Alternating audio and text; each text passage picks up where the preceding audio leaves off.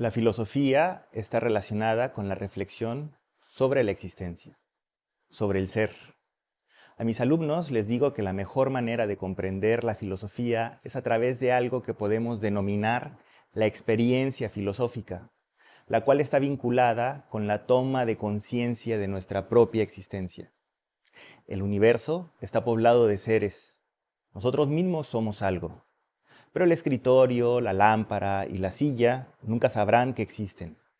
Los seres dotados de conciencia y que además reflexionan sobre su existencia somos nosotros los seres humanos. Por su parte, la filosofía del derecho consiste en la reflexión sobre ese ser, esa cosa llamada derecho. Es una reflexión sobre ese fenómeno social mediante el cual controlamos nuestro propio comportamiento.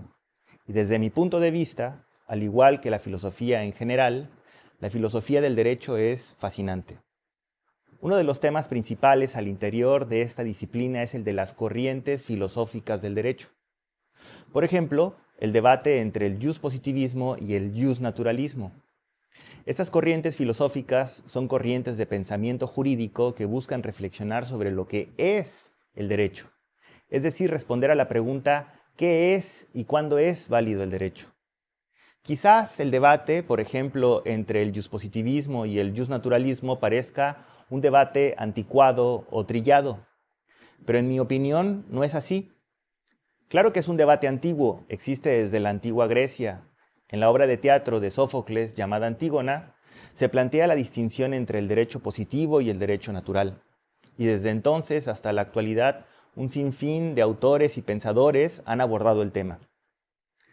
Tampoco son estas las únicas dos corrientes filosóficas del derecho.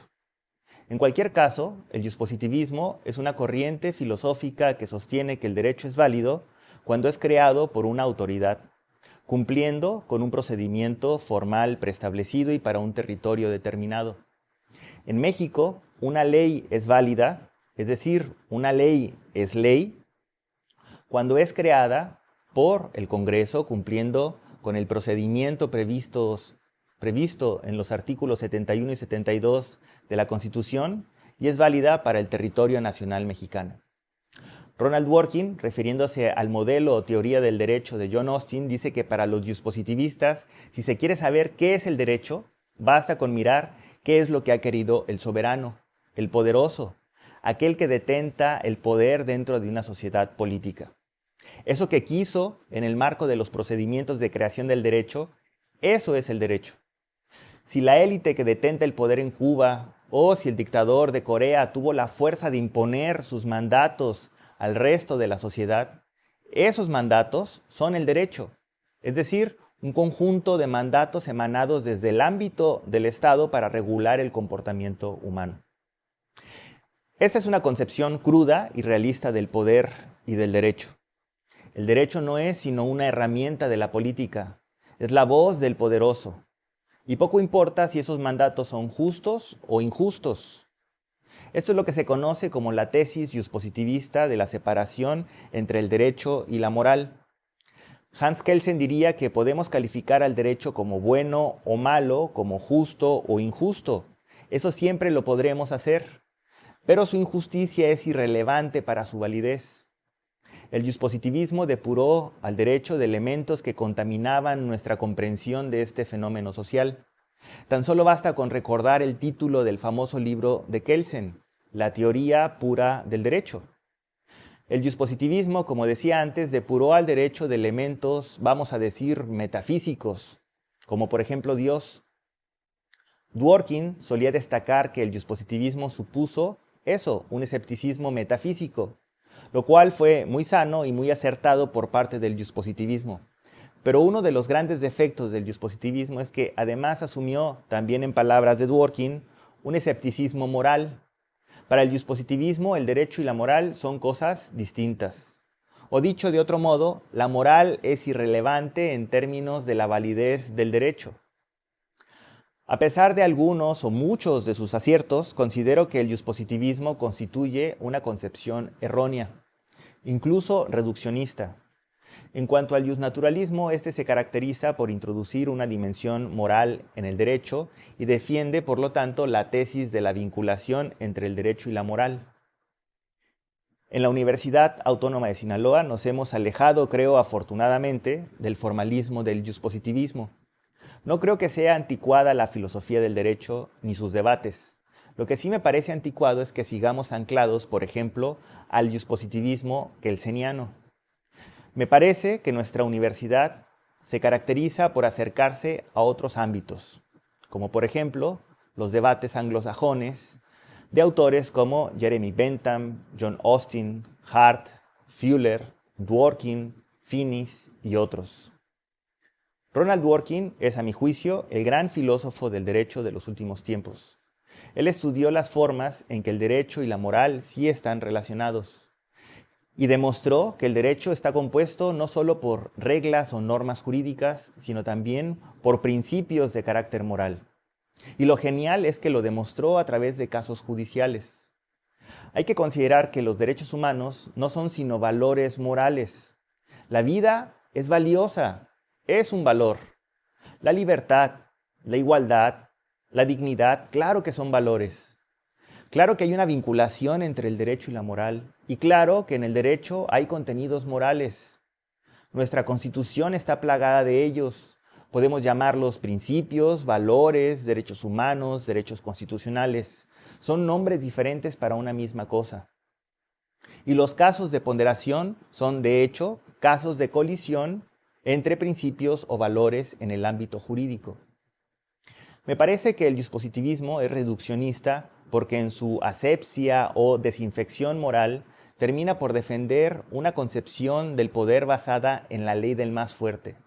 Es una concepción que ya no es vigente en las sociedades modernas. En las sociedades premodernas, claro que así funcionaba, pero en las sociedades modernas y democráticas tenemos condiciones que no hacen posible la ley del más fuerte. Es decir, la idea de que el derecho es un conjunto de mandatos del más fuerte.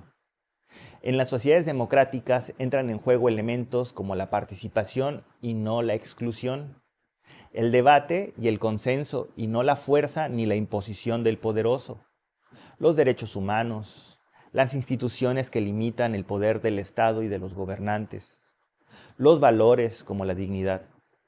En resumen, ahora vivimos en un mundo distinto del que plantean los juspositivistas.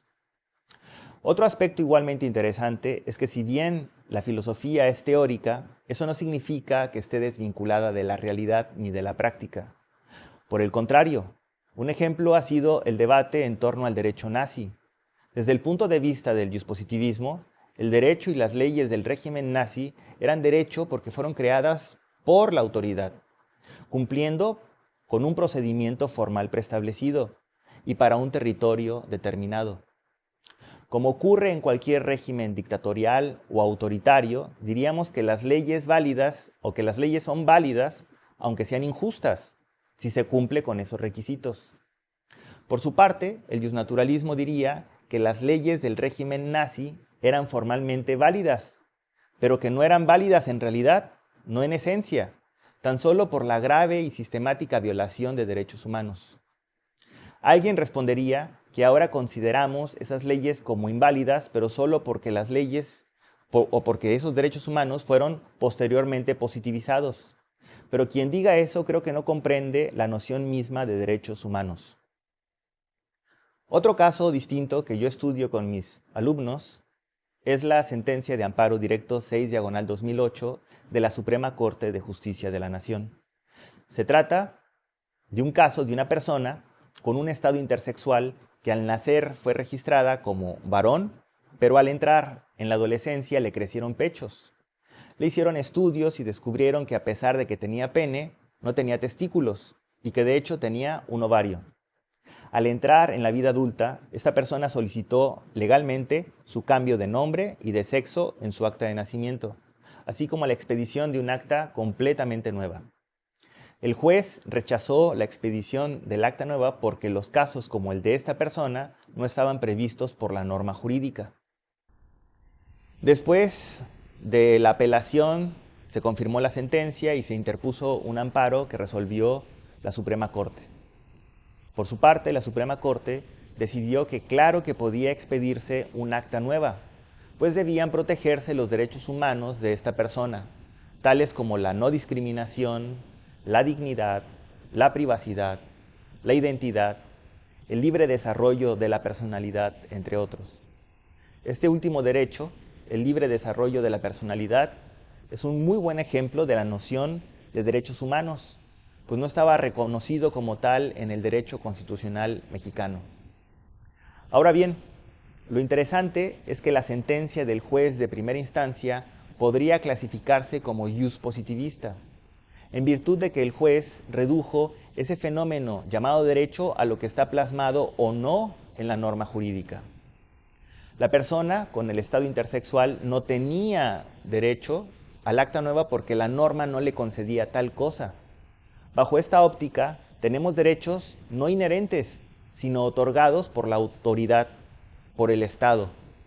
En cambio, la Suprema Corte asumió una postura que podríamos calificar como cercana al iusnaturalismo, ya que concibe que los derechos son inherentes y como tal la autoridad no los otorga, sino que los reconoce. Y dado que son inherentes, no dependen de ninguna autoridad, no dependen de ningún procedimiento formal preestablecido que los reconozca para que sean válidos, ni dependen de ningún territorio, pues son universales. Espero que formemos estudiantes que defiendan la noción misma de derechos humanos. Y si es así, el dispositivismo caerá por su propio peso. Pienso que la gran pregunta de la filosofía del derecho es más bien de dónde proviene esta inherencia de los derechos. ¿Cómo es posible la existencia de derechos inherentes? O mejor dicho, ¿cómo es posible la inherencia de los valores? Pero esto es motivo de otra reflexión. Ante la pregunta de por dónde comenzar a leer sobre el tema, hay claro una infinidad de libros o manuales universitarios, pero a mí me gustaría recomendar 2 o 3 breves lecturas que pueden encontrar en la biblioteca de la universidad. La primera es el Critón de Platón, que pueden hallar en el libro titulado Diálogos, de Editorial Porrúa. El Critón es una breve reflexión sobre el cumplimiento de la ley como virtud de todo buen ciudadano. Muy útil, sobre todo si pensamos en la pobre cultura de la legalidad que actualmente tenemos en México. Otra recomendación es el texto titulado ¿Es el derecho un sistema de normas?, de Ronald Dworkin, que se encuentra en el libro Filosofía del Derecho, editado por el propio Dworkin en el Fondo de Cultura Económica. Y un tercer texto que pueden encontrar en internet es el Amparo Directo 6/2008 de la Suprema Corte sobre el caso de la persona con el estado intersexual que ya mencioné. Esperando que al estudiar Derecho dediquen un poco de su tiempo a reflexionar sobre eso que estudiamos y por lo tanto que se interesen un poco por la filosofía del derecho, agradezco mucho su atención. Hasta la próxima.